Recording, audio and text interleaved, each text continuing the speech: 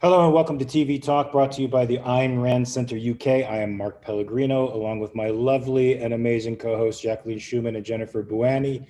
We are here to talk about award-winning TV shows from an objectivist perspective and compare and contrast, the positive and negative elements with Atlas Shrugged.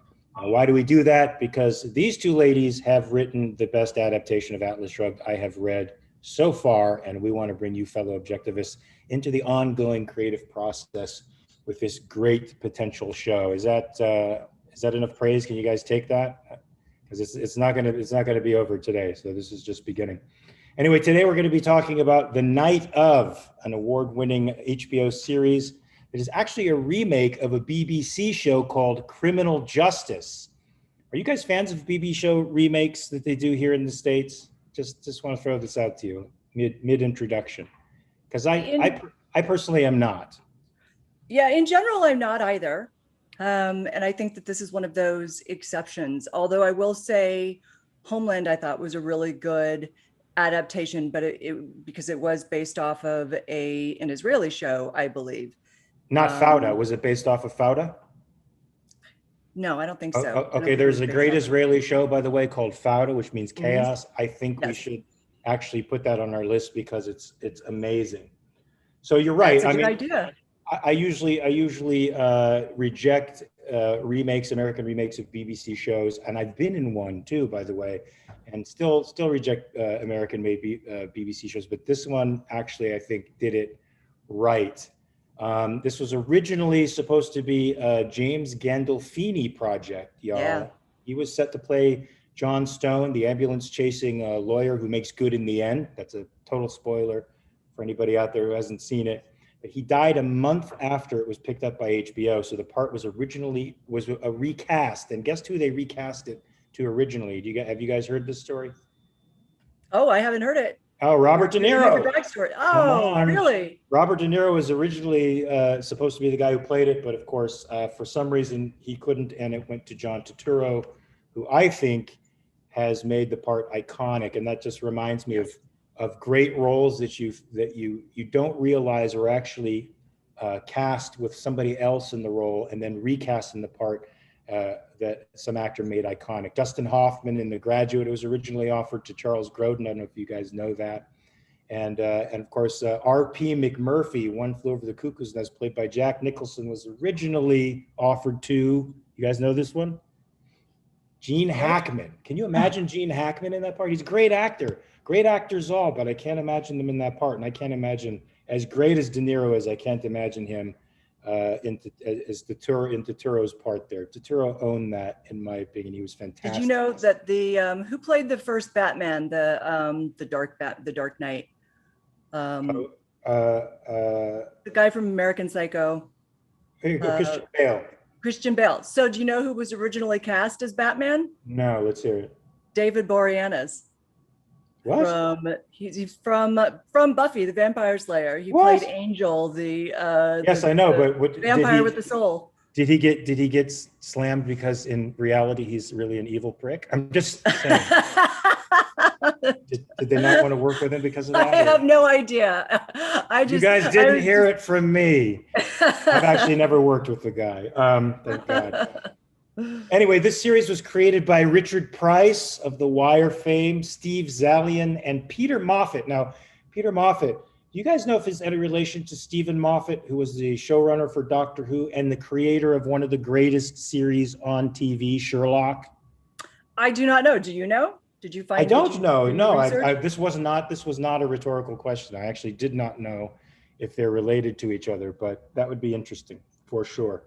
So the show stars Riz Ahmed as Nazir Khan, John Turturro as John Stone, and Bill Camp as the unstoppable detective Dennis Box. And here's a small piece of trivia for anybody out there. Bill Camp is in my show, American Rust, coming to you in Showtime in the fall. Be sure to watch it. He's great. He's unrecognizable. So if you remember him from The Night of, I doubt you'll recognize this gnarly bearded guy in our show, but it's fantastic. So anyway, before we get into the the plot and some of the weeds of this show, I believe we have some business to take care of from last week. Do we have Oh yes, poll results. A poll result? All results. Yes. So the question we asked last week was, which Russian doll Nadia's manly trait should we also give to Dagny in the strike? And what did not win was your stupid, if you equate how a person walks with gender or non-binary identity. No one voted for Nadia walks like a man, so should Dagny. That's good. A few people didn't know who Nadia was. In second place, we have Nadia's implicitly states she's the man through speech and demeanor. Dagny explicitly states it to Jim's new wife, I'm the man. But the winning answer that you guys supported was Nadia and Dagny are ball busters in their own way, but keep Dagny in heels, especially because heels can cause real damage to balls. Nice. Wow. Now I wasn't sure how that poll was going to come off. What percent? You were very nervous, Mark. Did you get any vibe? Did you get any vibe from poll No station? vibe, but not a lot of people voted this go around. So we're going to have another poll at the end of the show, and we expect everybody to join in. We'll post a link in the chat, and we hope that you'll give feedback. This will be for our next little input in how we could do the strike. So stay tuned till the end. All in good fun, folks. So I hope you guys realize when you're taking these polls, they're fun. Some of them might be serious, though, right? I mean, right? This one, I think this one in the more is fun, but it's also a serious question that we really could use in how we develop it, for sure. So, Agreed. Okay, copy that. Now we deal with the poll, the final poll at the very end, as you said. Correct. Okay, cool. All right, so here we get to the weeds of the night of HBO series. So here's my assessment of the plot in sum. So it would be more like a log line than an outline. But a young Pakistani man, Nasir Khan, takes his father's cab to go to a party. On the way there, he meets a beautiful young woman whom he ends up going home with. And after a night of sex and drugs, he wakes up to find the woman has been viciously murdered. And scene. No, not only does he take the cab, he steals the cab. He takes it without permission. That's correct. That's correct. This becomes a story point later on. So before we get into some thematic elements here, I think you guys wanted to talk a little bit about adaptation. Since this is an adaptation of a BBC series, how does this relate to, let's say, your adaptation? Oh, funny. You should ask that. It seems strangely relevant. When I watched the night of, I didn't know that it was an adaptation. And I actually, in my head, I thought it was based off of a true story or something. And so I went and researched, and then of course saw that it was based off of a British BBC adaptation from 2008. Now, the night of was released in 2016. And in fact, there are two, the original series Criminal Justice was so popular that everybody got on the adaptation train. And in fact, India has done an adaptation in 2019, and South Korea is in the process of an adaptation in 2021. So I think it's really interesting how a really good story like that, and a really good story like Atlas Shrugged, can be adapted to different time periods, different locations, different cultures. But there is a caveat. The series Criminal Justice makes an assumption that you have individual rights, and you can't adapt that into China or Russia or Venezuela. So I think that and what's so interesting about it is all the different things that they had to do for the American adaptation, which I agree with Mark, this was better. I only watched the pilot episode of the UK version, which I thought was great, but the way that it was adapted to America was very, very intelligent, very diverse. you don't get as much diversity in the UK version. You get very little, if no diversity in the India version. If you're talking about it's all native people that it's about, and certainly you're not going to get any other kind of ethnic diversity in the South Korean version. Maybe I'm wrong. Maybe they'll switch to the Japanese, but it's still, I thought that the American version was just so much better. And as I was watching it, and as I was learning that it was based off of criminal justice, I started getting excited about it. Like, yeah, this is when you can take a really great story like Atlas Shrugged, and we can set it in a different time period with a different cast of people, and just make sure that the integrity of the story remains the same. So that's my take on it. For sure. Some particulars would be different, but Atlas Shrugged is a timeless and universal piece. So I think it translates into any language well.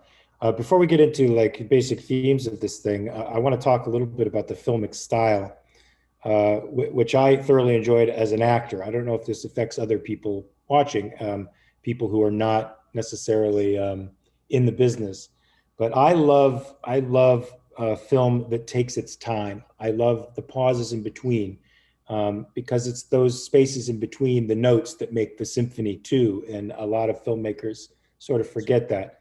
I'm reminded of that because I'm trying to get through the trilogy of Fear Street. I'm a big horror movie fan, and it's offensive to the senses. I don't know if you have tried to watch this thing. It's a trilogy of 3 horror movies. I'm not really following the plot at the moment because I'm overwhelmed by the music, the fast shots, and all the nonsense, all the cliches that are running by me.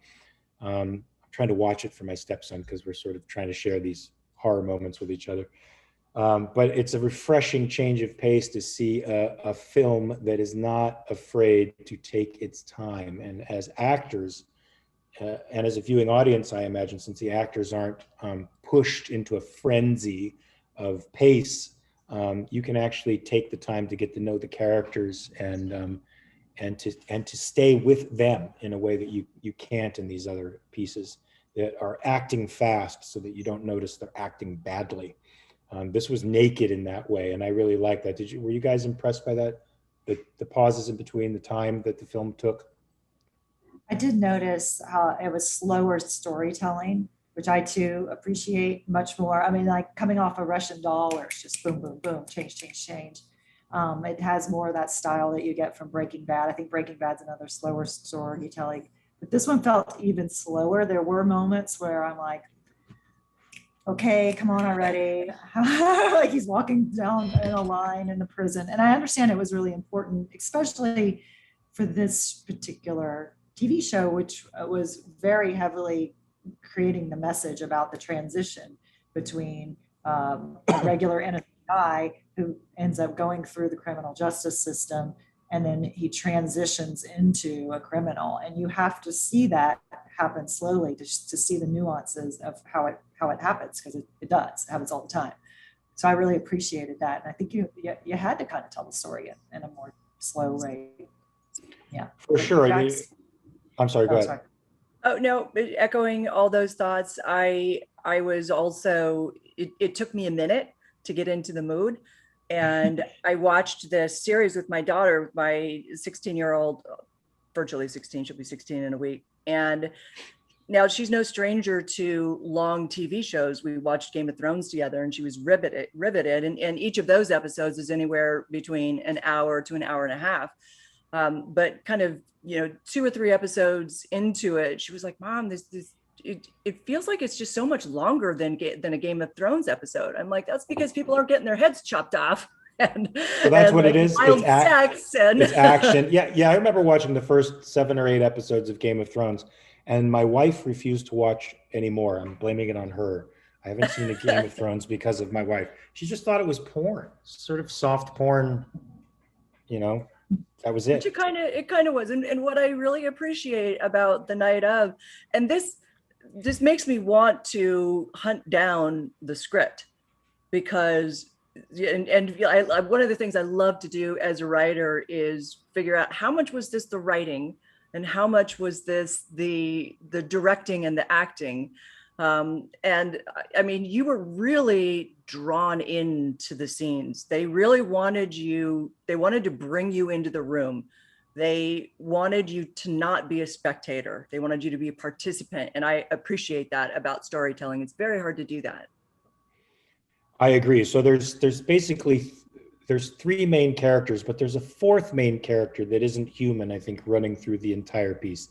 So we have Nas, the main character. We have John Stone, his attorney, and we have Dennis Box, who's the detective going after them. But there is a fourth character that is not human, that I think nonetheless is a big enough thematic element in the piece to be a character. Can you guys guess what I'm thinking? Can you guys read my mind? Maybe. What? Yes. Okay, give it a shot. Yes. Yes. Huh? Either the cat or the eczema. No. It's the justice system. The justice system. Yes, the justice system is a fourth character in this thing. They really hit the institutionalization of the system very, very hard, and what it does, how it transforms people from one thing, innocent people from one thing to another. You guys want to talk a little bit about that? Because I think there was a big philosophical issue that was also caught up in this, I want to say, a very intense expose of the justice system. Yeah, so I think it is and this is actually what's very interesting about the different adaptations, because we have a different justice system than the UK. India has a different one. South Korea certainly has a different one. They are all based on individual rights, but the way that justice is carried out is different in each of those countries. We're probably more aligned, I would say, with the UK in that there's a jury, but it was really a big message on the importance of truth and how it is so difficult to come to the truth, how you have to explore all the leads, go down all the roads, uncover all the rocks. And the sad results, at least for the American version, and I think also for the UK version, I'm going to give a UK spoiler away, is that I did read that in the end he gets convicted, even though he purportedly did not do the crime. That seems to fall in line with what I perceive as the English sense of life. Now, maybe Lord Emperor can tell us if that is a false observation, but it definitely seems to me that the UK has a lot more cynicism in it than America. We haven't quite achieved European levels of cynicism yet. That's a good point. I'm happy about that now. Well, because the whole piece is about cynicism. You know, the justice system is not about objective justice, objective truth, in the sense that we would hope it would be according to this piece. It's about objectification, and it's about from the very first moment this kid actually touches the justice system when he's pulled over after the murder. There's not one moment where anybody within the system treats him like a human being or addresses him like a human being. He's a thing to be processed. And every person at every level, with the exception of the people who are sort of outside the system in their own way, every part of that system treats him like a thing, not a human being. And I think that's a very interesting and significant point. And John Turturro makes a point about truth in it outright. He expresses it. I don't remember in what episode. Must have been this second episode when he's talking to Nas. Either the first or the second one, yeah. Right. When Nas is actually interested in telling the truth and thinks telling his story will help him, John Stone stops him immediately, says, "Don't say anything. It's not about the truth. The truth does not matter. What matters is who tells the best story, basically. What narrative can we get them to believe?" And that is an extremely cynical thing to say about a system that we put so much faith in as a system that is supposed to check our impulses, protect us from crime. They can't do that when they're cynics themselves who don't care about getting to the bottom of things. And everybody in the system is infected by that, including the main detective, who prejudges Nas as the killer and pursues no other leads through the whole thing. What he does do is seduces Nas, right? You see him posturing as a caring person, and you can see how that would be a relief to a character like Nas, who's been objectified through the entire piece by everybody. And he falls for the seduction, and it enables the detective to get a lot of the stuff that he wants and needs. Would you say, I'm going off book here, but would you say that Box has some of the same qualities that Kira Sedgwick had on The Closer? Because you were on that show. Well, I never saw the show. Oh, shame on you. I watched my episodes. It's like, the guy who reads the script and goes, bullshit, bullshit, bullshit. My part. Bullshit, bullshit, bullshit. No, I didn't see the whole show, but I know she was a bit of a vigilante, right? She did what she wanted.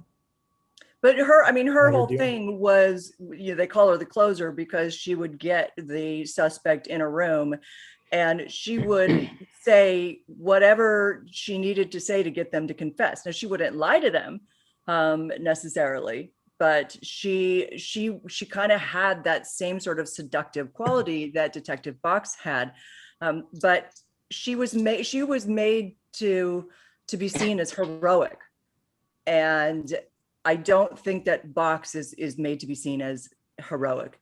I think he is a good man. He's got good morality, but he has closed himself off to other avenues of the truth. Yeah, for a time he does let prejudice, I think, dictate how he approaches the case. But you can tell he's a guy with gravitas, and he is respected by everyone. So he is a heroic character, and more importantly for our particular story, he's a heroic character in waiting. I mean, he's also at a crossroads in his life, right? It's been 30 years as a homicide detective in New York City. He's got to do a number on your soul.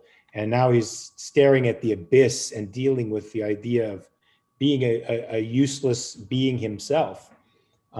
So it's a major emotional thing to contend with that I think, even though he doesn't play it sentimentally, thank God, good job, Bill Camp, is quite an intense emotional problem to grapple with. And he does end up being heroic in the end when new evidence presents itself to him, or who is it? Is it John Stone who suggests something to him, and then he's out of curiosity, he starts pursuing that lead until he pursues it until the end, right? Sorry, go ahead, Jennifer. I was going to say we don't actually see the end, but yeah, he does pursue. I liked him a lot. I like that character a lot. I liked him too, and he's somebody you could not like, because as John Turturro's character says, he's a subtle beast. He's coming for you, but he knows how to come for you in a way that he will always get his man. It's that relentlessness that I think makes a character like Dennis Box a sort of Randian type of character. He's a relentless detective who will get what he wants. Or I could say, maybe I could not put him in the Rand universe so much as maybe Victor Hugo universe, because he's a complicated character with flaws, but he's superior at what he does and he pursues values. He's a real powerful character. And there's a great scene where, oh, sorry, Mark, go ahead. No, he's a very worthy adversary, I think. There's a great scene where John Turturro thinks that he's going to get him on the stand, or it's actually Chandra, who is the first chair lawyer. And it is after they discover John Turturro, he's in a laundromat, or he's in like a Kinko's or something, or FedEx, and he's making copies of all the evidence. And he sees that there's an inhaler on the bed. Now, Nas has asthma. John Turturro also has asthma and allergies. And so what had happened earlier was that the Box sees that the inhaler is on the bed when everything was being photographed, and he actually takes the inhaler. So he removes evidence from the crime scene. But his reason for doing it was to ingratiate himself to Nas. And it was also out of goodwill because he knew that Nas had asthma. And he goes and he talks to Nas, who's in jail, and, hands him the inhaler. And he doesn't tell anybody about this. So later on now in the trial, it's getting toward the end of the trial, and Turturro is desperate. He sees a picture of the inhaler, but he knows that the inhaler isn't in evidence. And so he puts Box up on the stand and it's actually called impeachment evidence, where you don't have to reveal what you're gonna pounce on them for to the other attorney. And he brings it up and he shows him and he said, "You removed evidence, and this is wrong," and and Box was like, yes, I removed it. He's an asthmatic. I took it. And as any decent human being would do, I gave it back to him. And he just completely circumvents that, Turturro totally thought that he was, or Chandra thought that they were going to get him. And he just, by being, a good man and by telling the truth, that's kind of the interesting thing, is he does tell the truth. He doesn't try to lie or hide things. So maybe that's the one saving grace of the importance of truth, because it was on his side in the end. Yeah, he's definitely an honest guy. He definitely doesn't try to hide anything. And that's inevitably what I think brings him around to the good guy's side. What I like particularly about this is, of course, in the attempt to acquire knowledge, which is what they're doing here, they're trying to find the truth. They do a rather fantastic job of making a complex mess of truth, making it a really hard labyrinth, literally, to walk through. Because by the time we get to the end of the trial, we have 3-4 other potential suspects who all have motive and all have opportunity, and who are all equally prickish enough and evil enough to have committed the crime, and we still haven't found the real killer yet. I thought that was great. What do you guys think of that idea of the revelation of mystery? Peeling an onion layer by layer by layer, and each layer revealing a new mystery that has to be solved, another layer to the problem. I thought it was masterful what they did, and all the red herrings that they put in. And I appreciated that it didn't wrap up in a nice little bow at the end, like so many crime procedurals do. And it left it where we were all kind of arguing over who did it. and it's still a debate out on the internet, who really is. Is it still a debate on the internet? Yeah, there's people. It was on Reddit and stuff. Yeah. So there's always someone. Fascinating, but I like that. That's a risky thing to do, because you're not satisfying the audience with that wrapped up bow ending. But at the same time, I think when it comes to this theme that you're talking about, which is the truth is really, really hard to find, and we have our prejudices, and we just set our premise and we try to prove it. I think it plays out in which side you take and who actually did it. So, and I think it's especially relevant in the culture that we're living in today, the quote unquote cancel culture that we're living in today, where people are convicted for less, right? Here's a show that examines the very high standard of evidence when it comes to a criminal case. It's beyond a reasonable doubt. That means 99% certainty.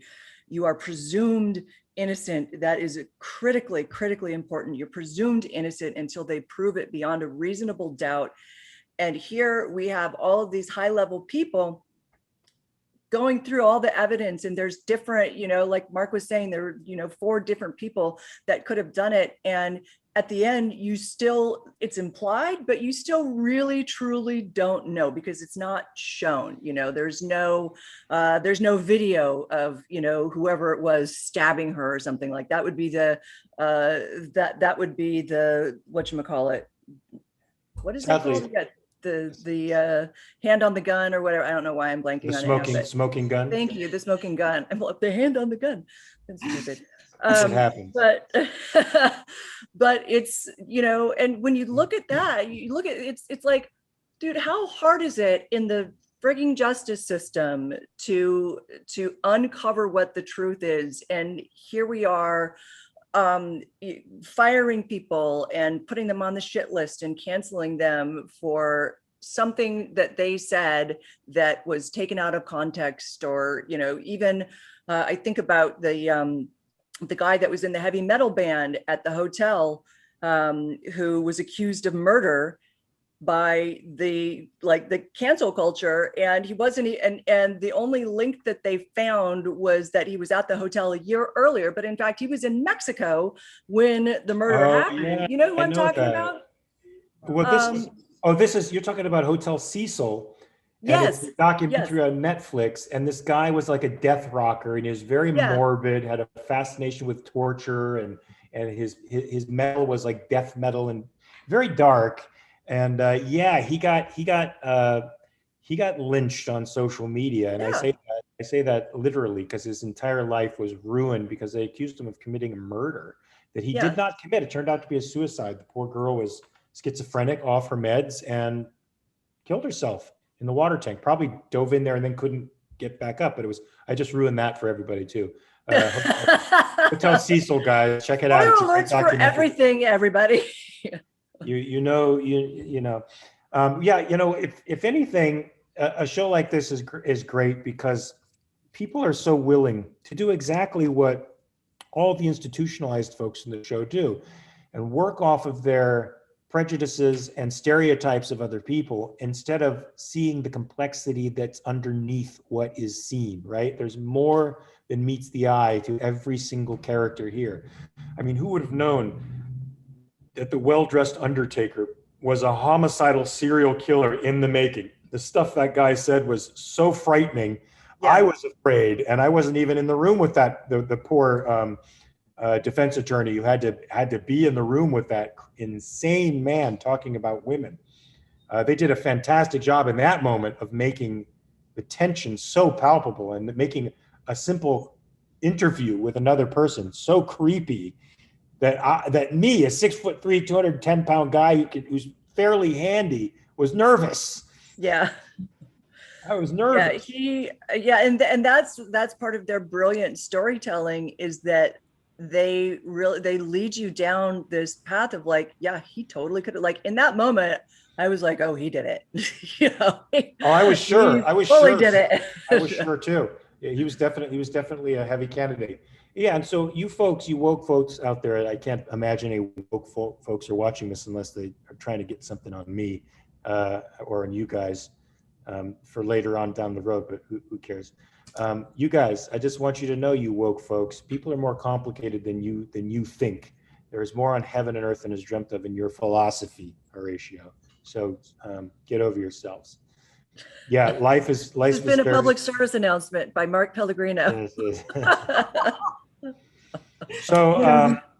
So also, what I thought was very interesting about the piece, it had very strong thematic elements all through. There are some that may think it was a little heavy-handed in its attempt to expose the institutional ways of the justice system, but I thought it was quite well done. They used color, I think, quite well in the piece too, to make the institutional parts of that world. And they spend a great deal of time in the prison that he's in, because you're watching a man being percolated in the crucible of the prison system and what it does to him and how it transforms him. And they did it all with cold blue saturated light. Did you notice that? Yeah, they did. Similar to your Bloodline does that. Several shows do that. But it's very gritty and dirty, and you just feel like you're in the grunge of New York City. And yeah. But I didn't think it was overdone in the way, like, you guys remember Traffic? The movie Traffic, where it was, anytime you were on the East Coast, it was blue. When you're in Mexico, it's yellow. And then when you were somewhere else, I can't remember where else it took place, but they had like a different, like a brown filter on it. And Is that where you think Vince Gilligan got his idea to make Mexico sepia toned? It's so they've made there's definitely commentary about it. Yeah, anytime it's yellow, we must be in Mexico because all of Mexico is yellow. And what is that? But What is that? but I do like what they did with the tones and with the color. Interestingly, I think in Russian Doll and in Fleabag, there was heavy use of music. Do you guys think that music had any kind of character part in this? I didn't really notice it. I didn't notice. I think that's a good thing. I think if you don't notice it, it's placed in the right way and it's just playing your emotional strings, but not deliberately so. Yeah. It's just enhancing the emotional moment. It's there to be a part of the storytelling process, not to cover things up. If you're noticing the music, I think it's a bad sign. What would you say to that? Well, we noticed the music in Russian Doll, and I think that didn't we all like it? Or was it Fleabag that we liked it better?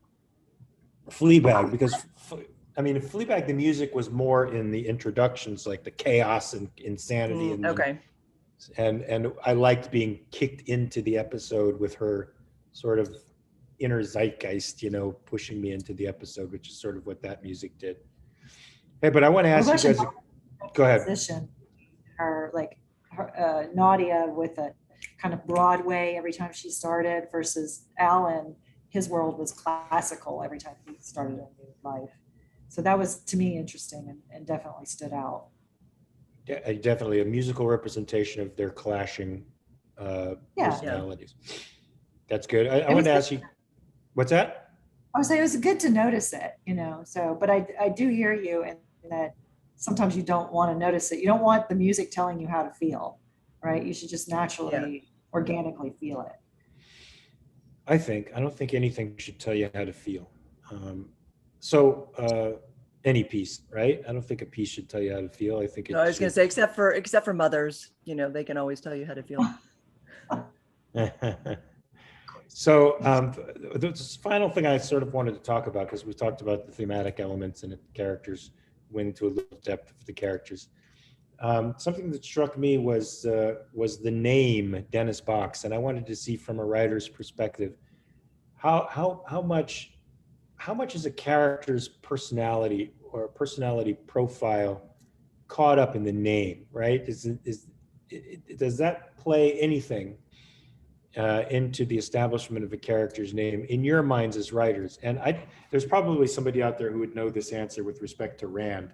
Did Rand just like the names that she picked because they sounded interesting, or I wonder if it hit a deeper chord in her? If anybody knows that, definitely super chat us and let us know.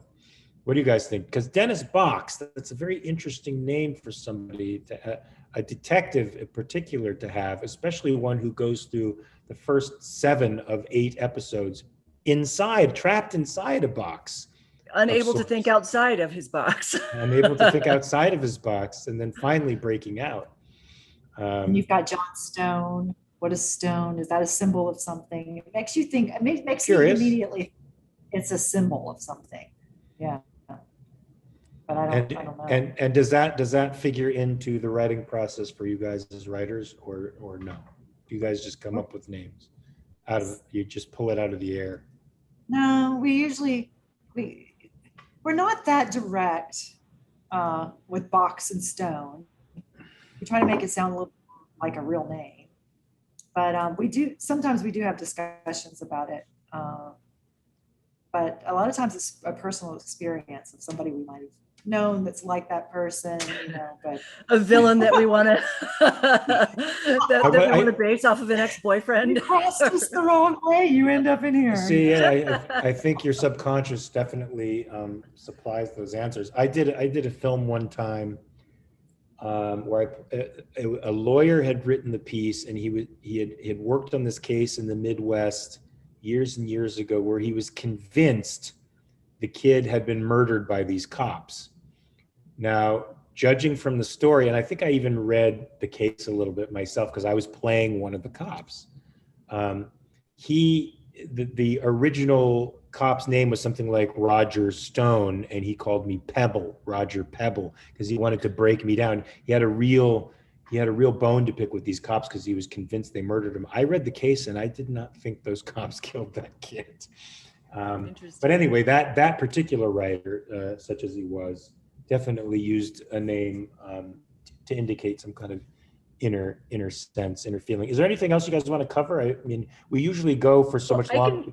I can talk about some of, I mean, in terms of Ayn Rand characters. So for the strike, we've had to keep basically all of the names. Some of the names have had to change because some of the characters we've turned into women and villains. And some of the characters we just couldn't say. They're like Dick McNamara. We just couldn't. It was like Dick. Hey, Dick. No, I just can't. I'm sorry. He's Richie. Richie. Okay. He's Richie. He's not. He just can't be Dick. But I don't think that there is a single Ayn Rand character in any of her fiction who is not named on purpose. And to an extent, I think it could be up to a fault because a name should not necessarily, like, I guess sometimes a name can tell you how you're supposed to feel about somebody. But, you know, people like Bertram Scudder or what were the what? Wesley Mooch or Mouch. Yeah, Wesley Mouch or Mooch, you know, he's a second-hander.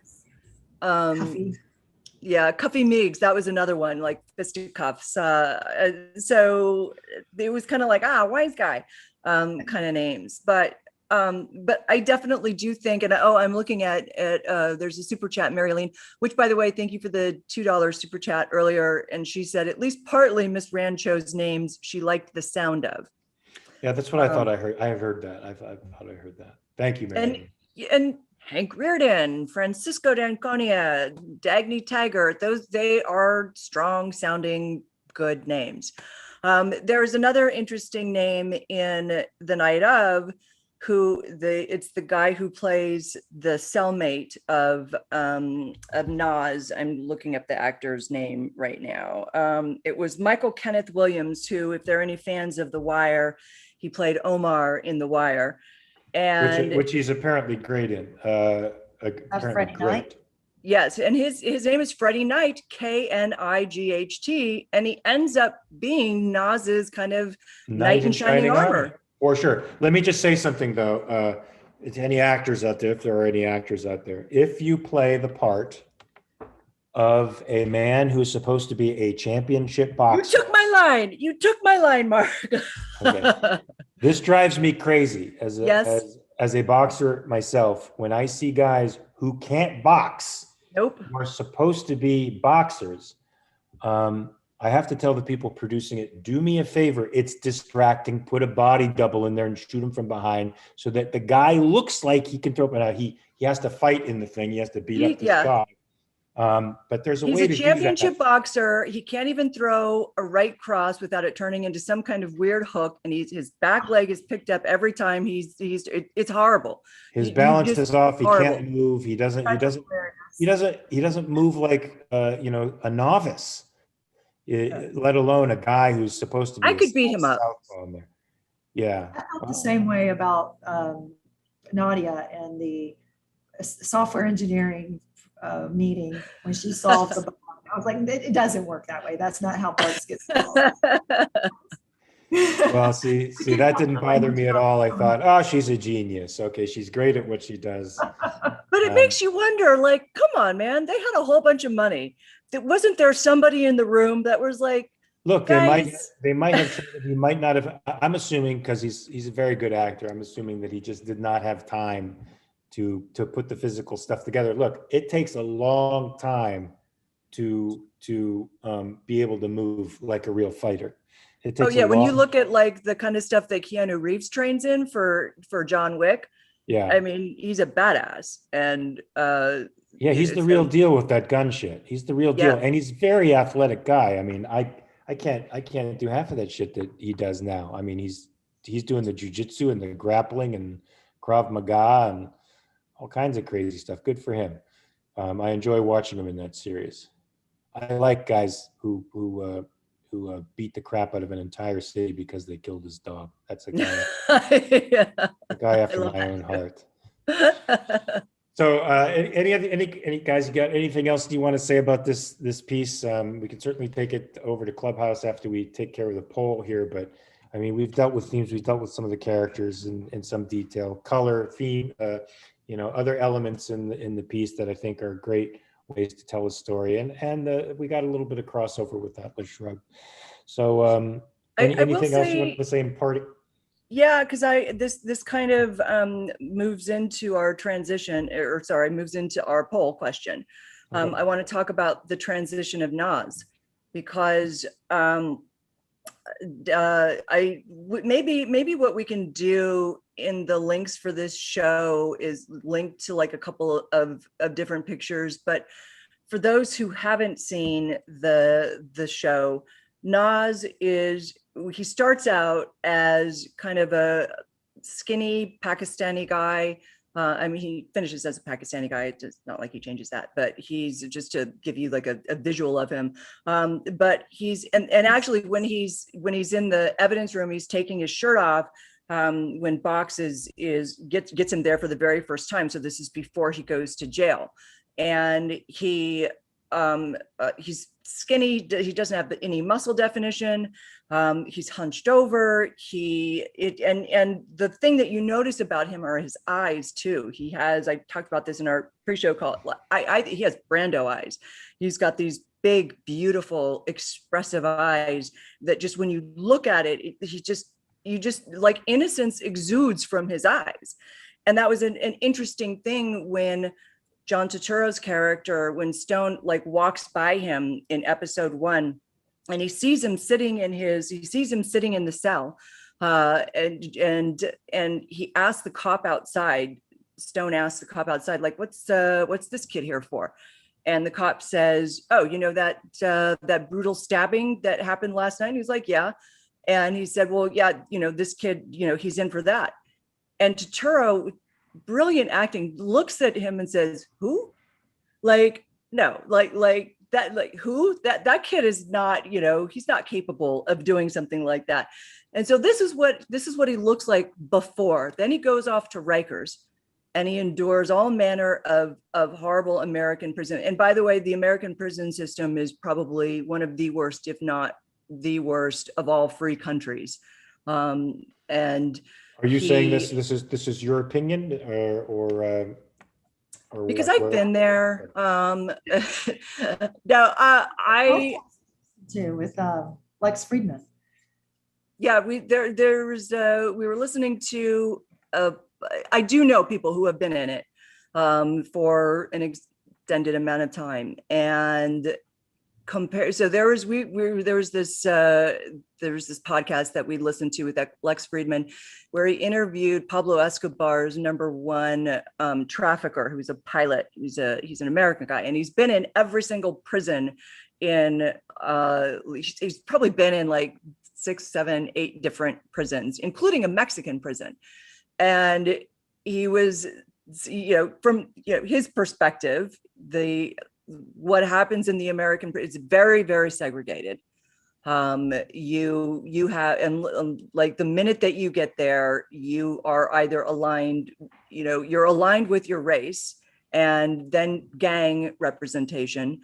And it's cruel. It's criminal. People say, if you don't go in there a criminal, you come out a criminal. And that's exactly how Nas came out. But the transformation that he makes is amazing, because he starts working out and he gets buffed, but he gets beaten and he has to learn to fight back.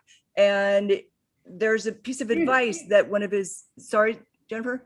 Oh, I said tattoos I was adding to. Oh yeah, he gets a neck tattoo, right? Of all the things, he gets like a first tattoo he gets on his hand. Wow. It's a sin. What's wrong with that? Nothing's wrong with a neck tattoo. I mean, as somebody that we knew who was considering becoming the CEO of the Ayn Rand Institute said, it's kind of like getting a neck tattoo. So He gets like one tattoo on his hand that says sin, and then the other says bad. And he gets like a wolf on his arm, and then he gets like a crown on, like a clown crown on his neck, and he shaves his head, gets buffed.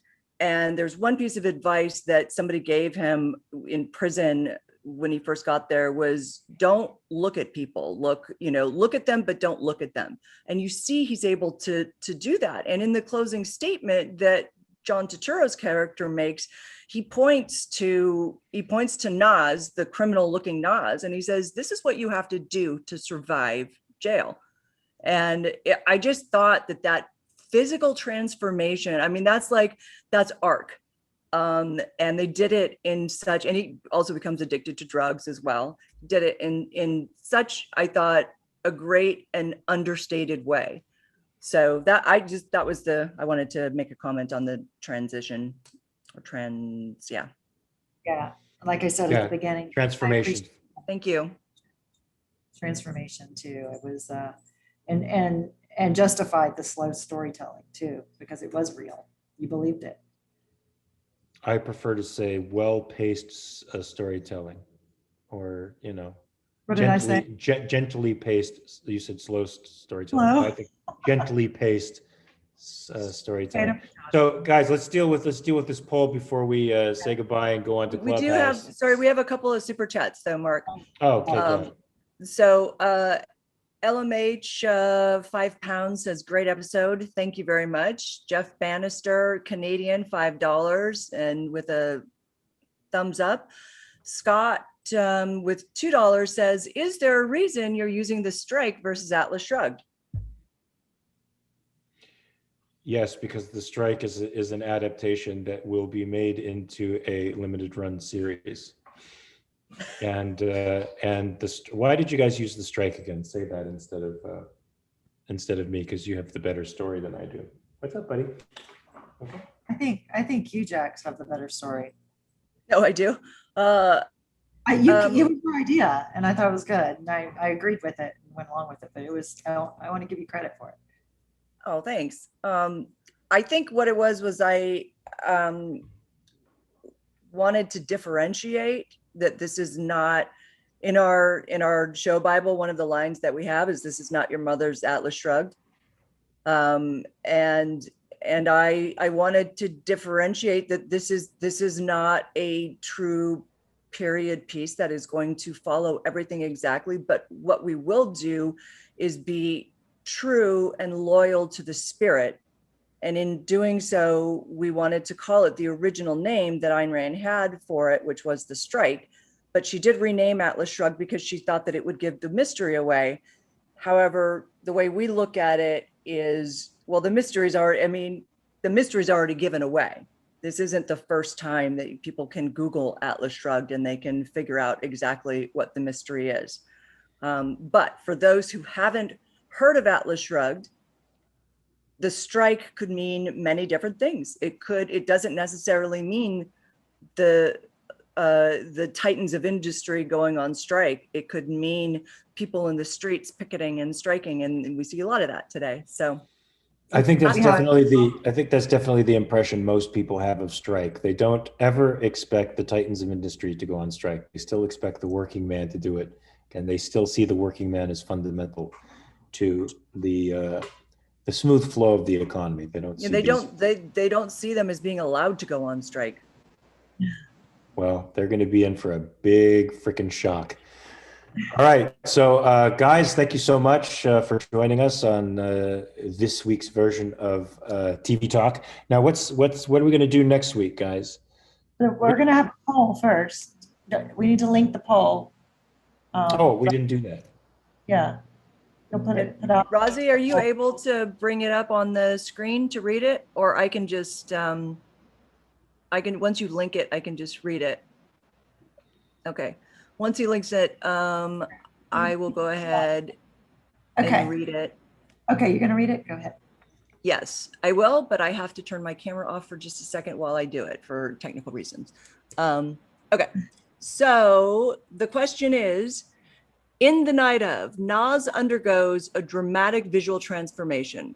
Which Atlas Shrugged character should we give a similar dramatic visual transformation treatment to? First option is Cheryl, because she's from Jenny from the Block to High Society. Mooch, from Hank's lowly lobbyist whipping boy to DC power broker. Lillian, from In Control High Society woman to tawdry tart. Hank, from straitjacket fashion as designed by Lillian to rock t-shirts, blazers, and Vans. Eddie, from too casual to be a boss to power suit Hugo Boss. So that is our poll, and it's up in the super chat, or sorry, it's up in the chat. I like that one a lot better than last week's poll. Yay. Made Mark happy. All right, so now I'm not jumping the gun, right? This is it. We're going to go over to Clubhouse. Yes, but no, wait, you are, because next week we're doing Mad Men.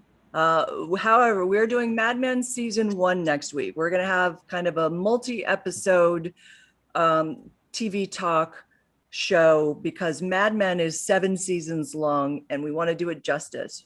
So next week, Mad Men season 1, and I think we might even have a guest star on that show.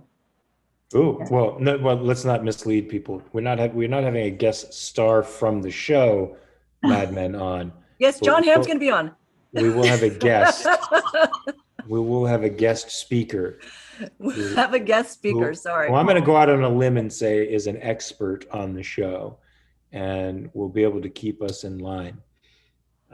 But we'll see. We'll test that theory next week for sure. All right, guys. Thanks for joining us on TV Talk. I'm Mark Pellegrino, Jacqueline Schumann, and Jennifer Bouani, and we will see you next week. Bone up on Mad Men season 1, and we'll see you then. Same time, same place. Bye-bye. Bye. Bye, all.